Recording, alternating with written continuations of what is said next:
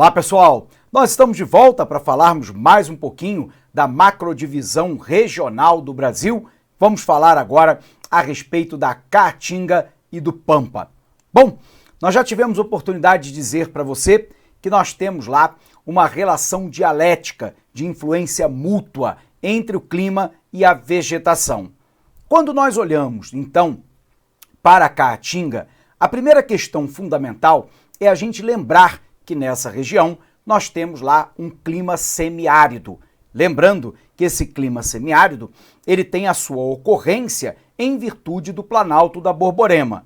Vamos lembrar, um clima semiárido é aquele que tem um elevado nível de insolação, que apresenta um baixíssimo índice pluviométrico e que, portanto, a temperatura se mantém como uma temperatura média anual extremamente elevada e com pouca amplitude térmica anual. Nós vamos observar que o índice de evaporação de água é maior do que o da precipitação, e isso acaba sendo determinante para o conjunto vegetativo. Então, dizendo de novo, eu tenho um clima semiárido. Nós temos lá, nesse clima semiárido, elevadas médias térmicas, pouca amplitude térmica anual, que é a diferença entre a maior e a menor temperatura média observada no ano. Nós vamos observar uma taxa de evaporação de água maior do que a taxa de precipitação, e é por isso que eu tenho a seca. Na área do semiárido nordestino, é muito comum os rios intermitentes, que são rios lá que quando chove eu tenho água, quando não chove eu não tenho água. O único rio perene a cruzar o semiárido nordestino é o Rio São Francisco, que nasce lá na Serra da Canastra, em Minas Gerais. Portanto, eu tenho lá um índice pluviométrico muito baixo nessa região. E esse índice pluviométrico é consequência da existência do Planalto da Borborema. Vamos lembrar? Dá uma olhada para cá, pessoal. Nós estamos falando, nessa nossa aula a respeito da macrodivisão natural do espaço brasileiro, biomas, domínios e ecossistemas.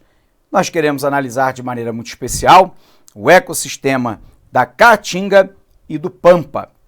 Então vamos lá. Primeiro falando lá sobre a Caatinga. A gente tem que tentar entender quais são as características de clima. E o clima dessa região é o clima semiárido. E, portanto, nós estamos falando de elevadas médias térmicas,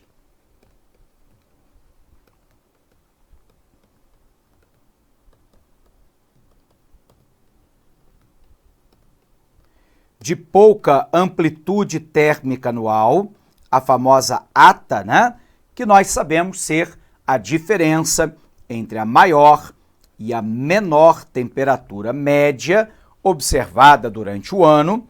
Nós vamos encontrar um índice de evaporação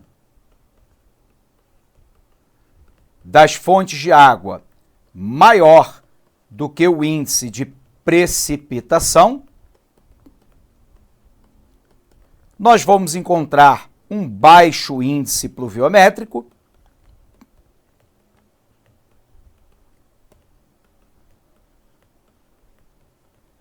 Lembrando que esse índice pluviométrico nessa região chega lá a uma média de 600 milímetros ao ano. Portanto, chega a chover 10 vezes menos do que chove lá na Amazônia.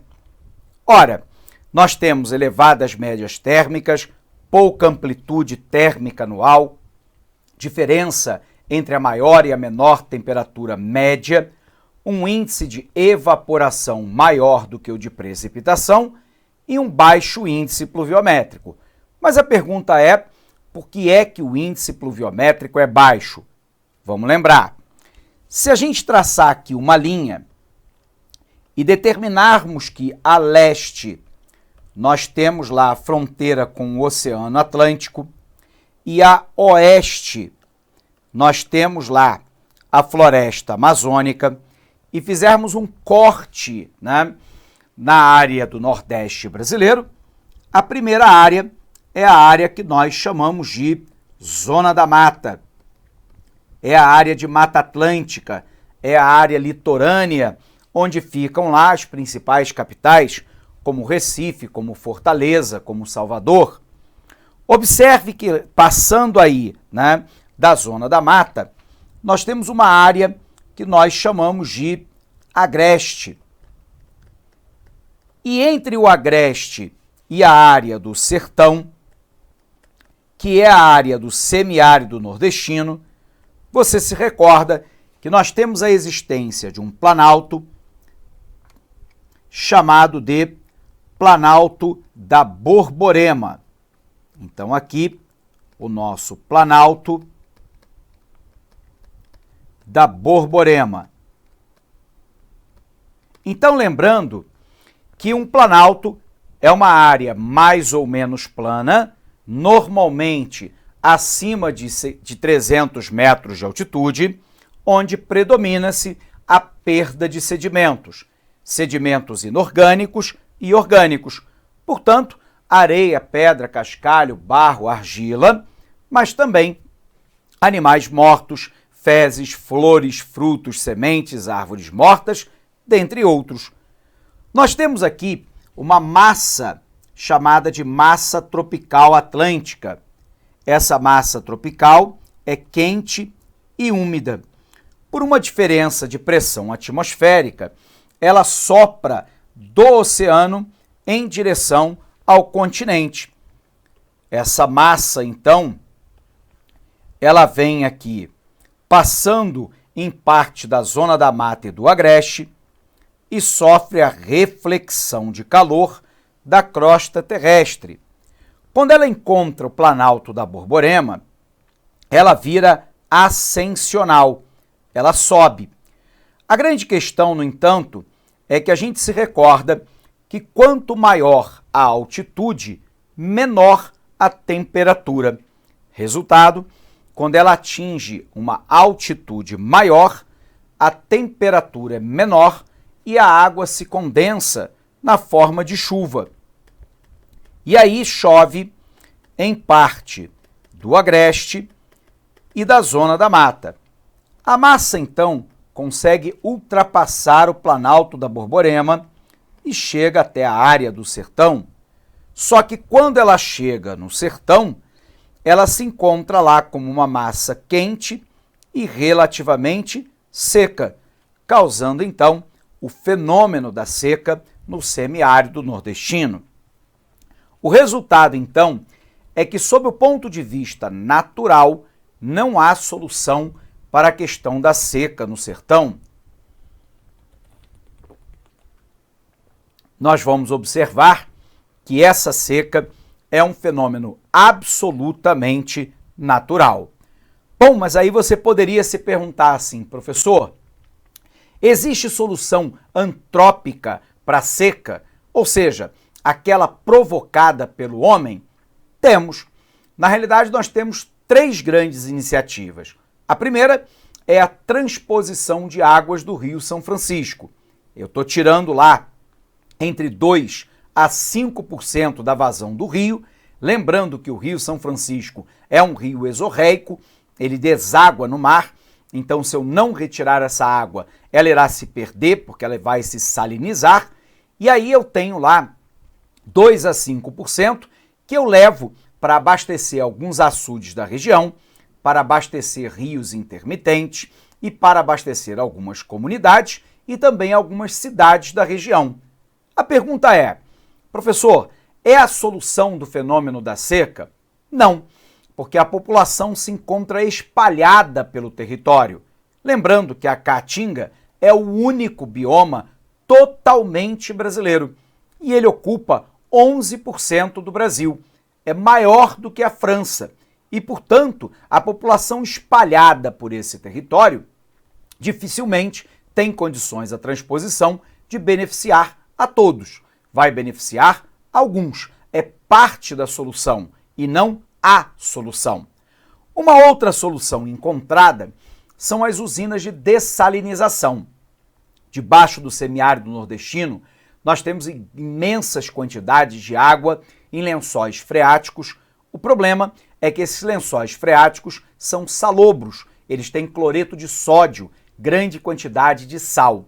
E dentro dessa questão, então, a gente vai poder perceber que ele não pode ser utilizado para o consumo humano, para os animais e nem mesmo para irrigar a plantação. A usina de dessalinização criada pela Embrapa, a empresa brasileira de pesquisa agropecuária. E nos últimos tempos, a gente teve até uma discussão que foi comum aí nas redes sociais, onde o governo brasileiro disse que iria buscar essa tecnologia em Israel. Israel dessaliniza a água do mar, né, para poder abastecer a sua população.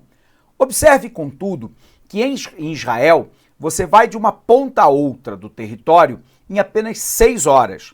Então, para Israel, faz sentido você fazer uma grande usina de dessalinização para abastecer até 2 milhões de pessoas, o que não tem validade para o semiárido nordestino.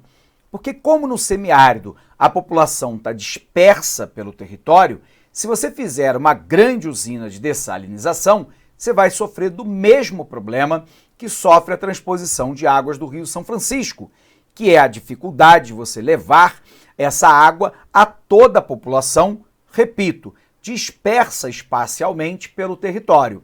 Faz mais sentido utilizarmos pequenas usinas de dessalinização, que vai acompanhar algumas cidades, alguns povoados, alguns lugarejos, e para isso a Embrapa já domina e pratica essa tecnologia no semiárido nordestino. Por um outro lado, uma outra tecnologia muito simples é lá das cisternas. Você cava lá um buraco, porque a cisterna tem que ser enterrada para evitar a evaporação, você impermeabiliza essa cisterna, que pode caber 20, 40, 50 mil litros, coloca uma calha no entorno da casa, às vezes você faz um terraço impermeabilizado ao lado da caixa d'água, e quando chove, a água da chuva bate nesse telhado e nesse terraço e escorre para dentro da cisterna. Você tem um abastecimento, então, que serve para o sertanejo tomar banho, beber essa água depois de fervida, obviamente, servir para os animais e para irrigar uma pequena agricultura, notadamente na irrigação de gotejamento, que vai lá consumir uma pequena quantidade de água. E, portanto, é uma tecnologia relativamente simples e complementar nesse processo de combate à seca, ok? Então vamos botar isso na tela para você? Vem para cá. Então, pessoal, para a questão da seca, eu sei que nós não temos uma solução natural, mas nós temos iniciativas antrópicas que podem auxiliar o processo de resolução. A primeira é a transposição do Rio São Francisco. Lembrando lá que o Rio São Francisco é o único rio perene que corta a área do semiárido nordestino, porque ele nasce na Serra da Canastra, em Minas Gerais. Eu tenho a construção das cisternas, reservatórios de água, e eu tenho a possibilidade da dessalinização.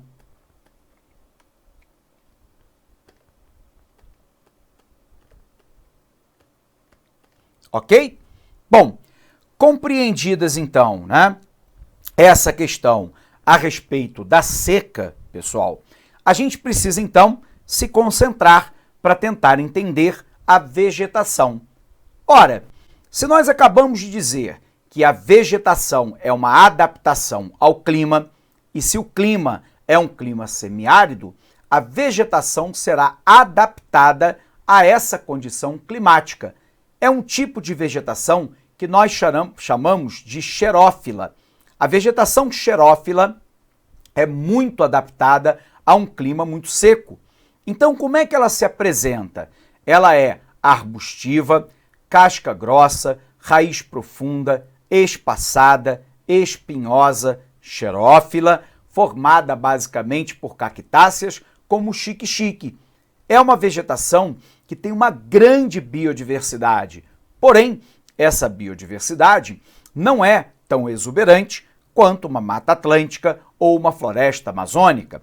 A gente vai perceber que esse bioma tem sido constantemente degradado ao longo do tempo histórico.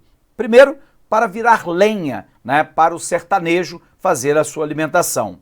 Em parte, vem sendo cortada a vegetação de caatinga para abertura de área de agricultura e muitas vezes para abertura de área de pecuária. Esse manejo, muitas vezes inadequado do solo, provoca uma grande degradação dessas áreas. Legal? Vamos botar no quadro, então? Vem para cá.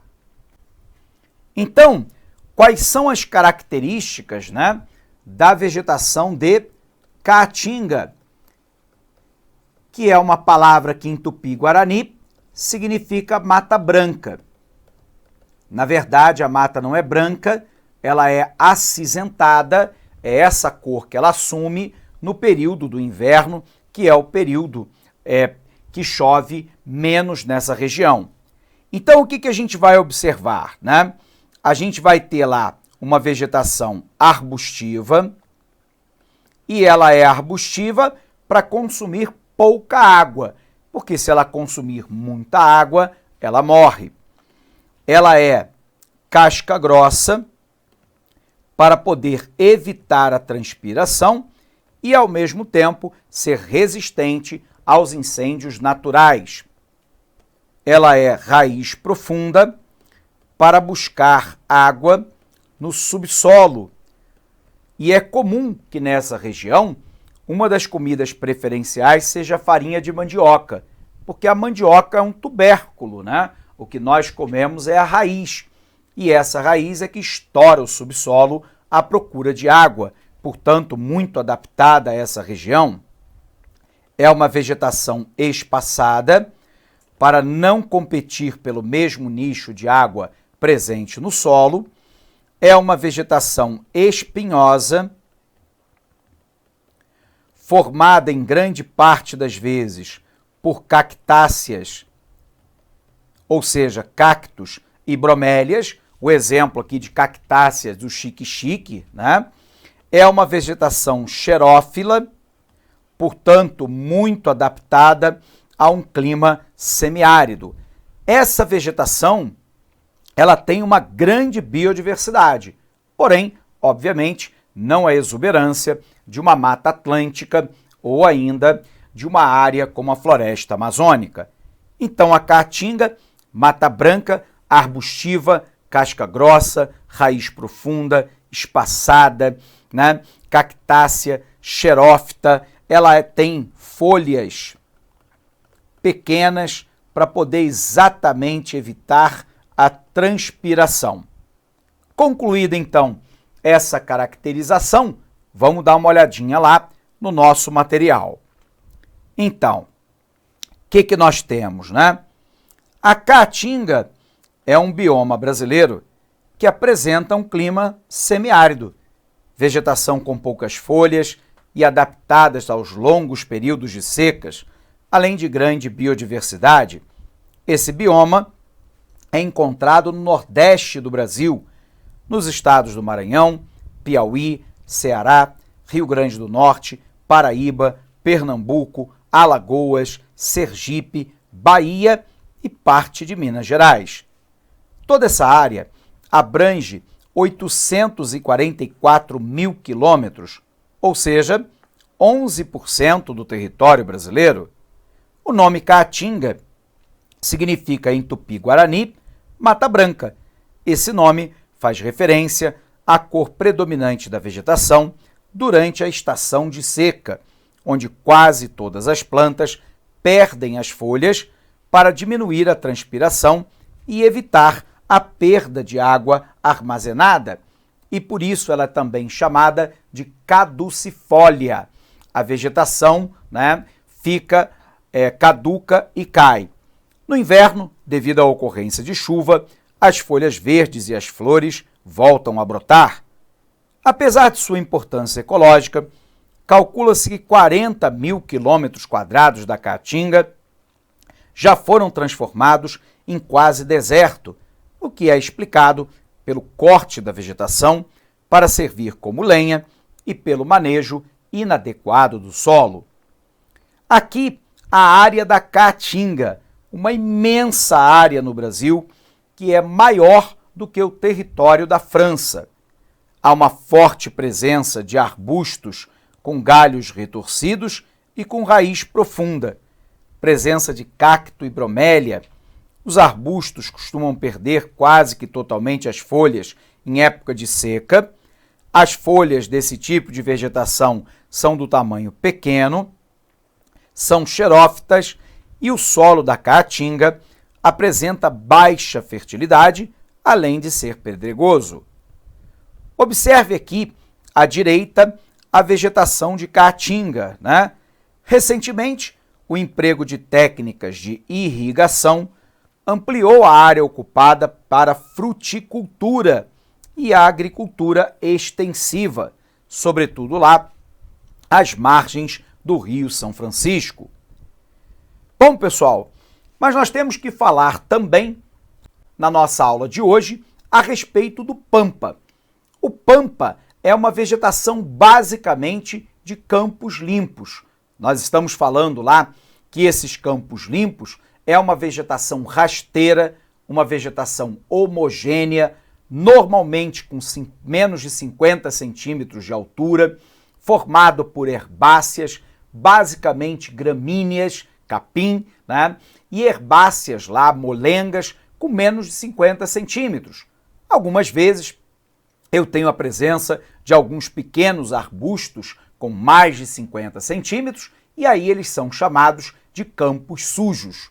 A gente vai observar que o pampa tem uma ocorrência no extremo sul do nosso país, mas a área de campos limpos, campos sujos e campos de altitude também estão presentes em estados como Pará e Roraima.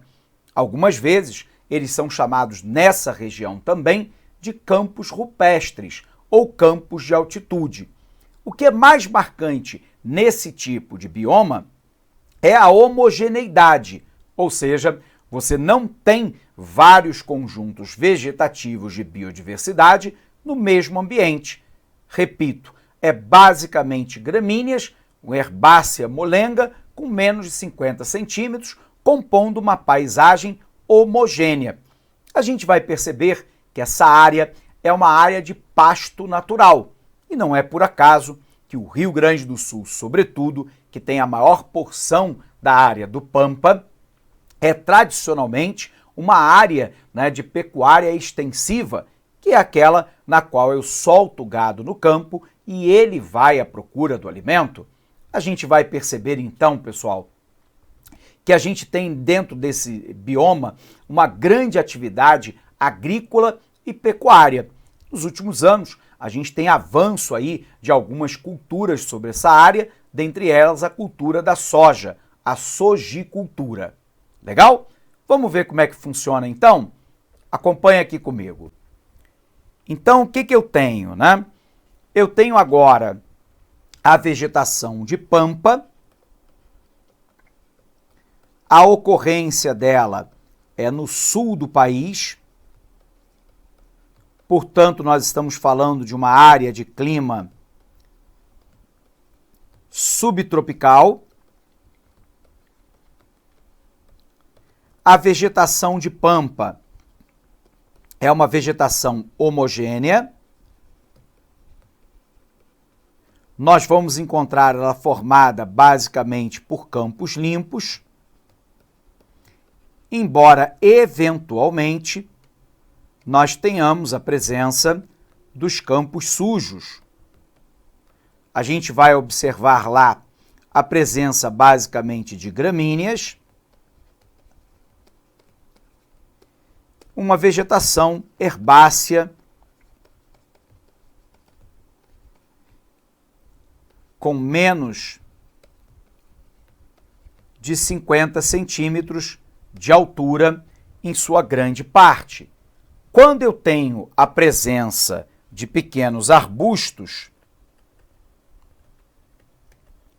eu tenho então a condição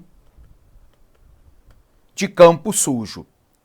Lembrando ainda que uma variante desse campo limpo e campo sujo é o campo de altitude, alcançado sobretudo em Roraima, né? Mas ele tem presença também no Pará. Algumas vezes há uma denominação local de campo rupestre, ok? Então vamos verificar aqui, pessoal. Campos limpos, o Pampa. Ele apresenta uma composição herbácea, ou seja, formada basicamente por gramíneas e espécies vegetais de pequeno porte, não ultrapassando 50 centímetros de altura. Esse tipo de paisagem apresenta dois tipos bem definidos, os chamados campos limpos, né, que está na sua foto à direita, e os campos sujos. O campo limpo ocorre quando a vegetação não apresenta arbustos, ganhando uma paisagem mais homogênea, isto é, mais regular, sem diferenças muito grandes entre uma parte e outra. Já os campos sujos ocorrem quando há uma presença maior de arbustos que se misturam à paisagem. Então, a sua figura à direita, o cerrado de campo limpo. Observe aqui que os campos limpos estão presentes no Brasil, no Rio Grande do Sul, Santa Catarina e Curitiba.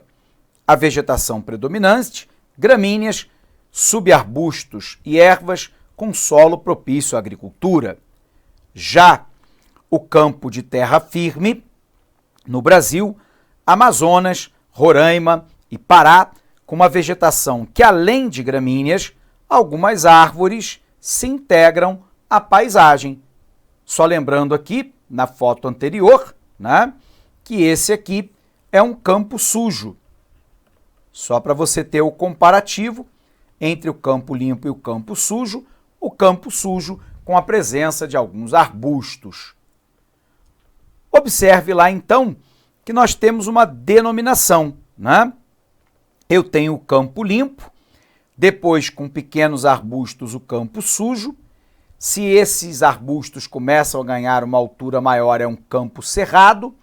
A área de cerrado já é arbustiva e eu vou para o cerradão e ele se torna arbóreo. Bom, compreendida essa questão, está na hora da gente fazer questão de prova. Primeira questão aí, 2010, banca MPU, nos afirma assim, né?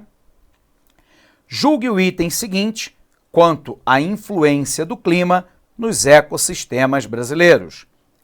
A Caatinga se desenvolve em uma área de baixa pluviosidade. As causas da pouca chuva e sua distribuição irregular estão associadas aos fortes ventos alísios que não trazem umidade para a região. Alternativa falsa. Nós acabamos de ver na nossa aula que não é lá, né, os ventos alísios, é a existência do Planalto da Borborema. Esse Planalto da Borborema é que cria um impedimento, uma barreira natural para a passagem da massa tropical atlântica quente e úmida. À medida em que a massa se torna ascensional ao enfrentar a barreira do Planalto da Borborema, quanto maior a altitude, menor a temperatura, a água se condensa, chove na área da zona da mata e parte do agreste e não no sertão. Alternativa aqui, portanto, incorreta. Segunda, o ano é 2018, a banca é CESP e nos diz assim: a respeito das formações vegetacionais do estado de Alagoas, julgue o item que se segue.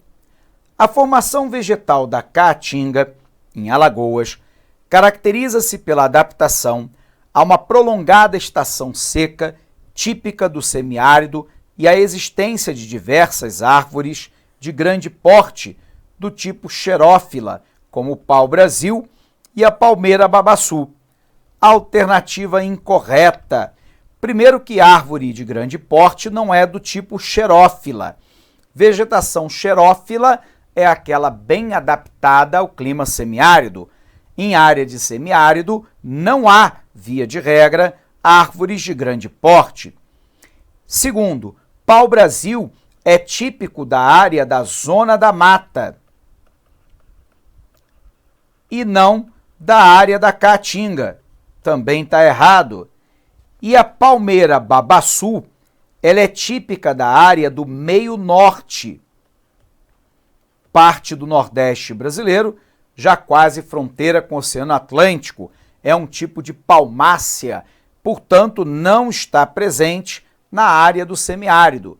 Portanto, várias incorreções, a alternativa se apresenta como completamente incorreta.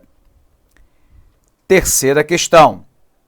2011 diz assim: a distribuição dos biomas brasileiros que nós estudamos, Amazônia, Caatinga, Cerrado, Mata Atlântica, Pampa e Pantanal, tem sua configuração semelhante ou muito próxima das áreas correspondentes aos domínios morfoclimáticos. Lembrando que domínio morfoclimático foi criado pelo importante geógrafo brasileiro Aziz Absaber, infelizmente falecido. O Aziz nos dizia lá que o domínio morfoclimático é uma grande unidade que pega o relevo, o clima, o solo, a vegetação e a hidrografia, que mantém características comuns entre si e, portanto, se baseia fundamentalmente ou é muito próxima da definição de bioma que nós estudamos. Alternativa, portanto, verdadeira. Alternativa correta. Próxima questão. Questão de 2017 diz assim: analise o gráfico a seguir. Bioma do Pampa. E aí eu tenho aqui a vegetação campestre, que é essa linha aqui, e você observe que ao longo do tempo histórico ela se encontra num processo de declínio, porque o gráfico me mostra do ano de 2000 até o ano de 2016. Ao mesmo tempo, a área de pastagem de campo natural, tudo bem, aumentou de 2.654.000 hectares para 4.934.000, enquanto que a área vegetada caiu de 5.625.000 para 1.395.000. Dito isso, vem a pergunta. Com base no gráfico e nos conhecimentos sobre a vegetação do bioma Pampa, julgue o item. A paisagem natural foi modificada ao longo do período apresentado no gráfico, devido à expansão da monocultura de soja e de espécies exóticas e a ampliação de pastagem de campo natural. Alternativa verdadeira, quando ele diz lá a respeito da expansão de espécies exóticas na região. Na realidade, ela se deu basicamente para a formação de campo natural, em virtude da necessidade de ampliação de área de pasto, embora haja sempre uma pressão de avanço da monocultura de soja na região. Alternativa incorreta. Quinta questão. 2006 diz assim: as caatingas. Então, a travessia das veredas sertanejas é mais exaustiva que a de uma estepe nua. Nesta, ao menos o viajante tem o desafogo de um horizonte largo e a perspectiva das planuras francas, ao passo que a caatinga o afoga, abrevia-lhe o olhar, agride-o e estonteia-o, enlaça-o na trama epinescente e não o atrai, repulsa-o com as folhas urticantes, com o espinho, com os gravetos estalados em lanças, e desdobra-se-lhe na frente léguas, imutável no aspecto desolado, árvores sem folhas, de galhos estorcidos e secos, revoltos, entrecruzados, apontando rijamente no espaço ou estirando-se flexuosos ao solo, lembrando um bracejar imenso de tortura da flora agonizante. Embora não tenha as espécies reduzidas dos desertos, mimosas, toliças e eufórbias ásperas sobre um tapete de gramínea murcha, e se afigure farta de vegetais distintos, as suas árvores, vistas em conjunto, semelham uma só família de poucos gêneros, quase reduzida a uma espécie invariável, divergindo apenas no tamanho, tendo todas a mesma conformação, a mesma aparência de vegetais morrendo, quase sem troncos, sem esgalhos, logo a irromper ao chão. Euclides da Cunha, Os Sertões. A partir dessa leitura, é incorreto afirmar que no trecho transcrito o autor apresenta a caatinga como uma vegetação de reduzida biodiversidade, embora de significativa multiplicidade, de forma adaptativa, alternativa verdadeira. Observe lá que Euclides da Cunha nos diz: embora esta não tenha as espécies reduzidas dos desertos, mimosas, toliças ou eufórbias ásperas sobre o tapete de gramíneas murchas, e se afigure farta de vegetais distintos, portanto, farta de vegetais distintos, significa lá uma grande biodiversidade.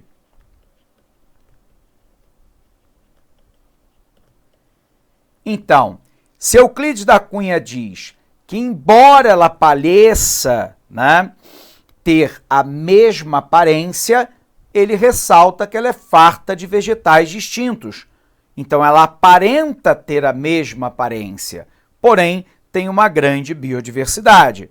Portanto, a partir dessa leitura, é incorreto afirmar que no trecho transcrito o autor apresenta a caatinga como uma vegetação de reduzida biodiversidade.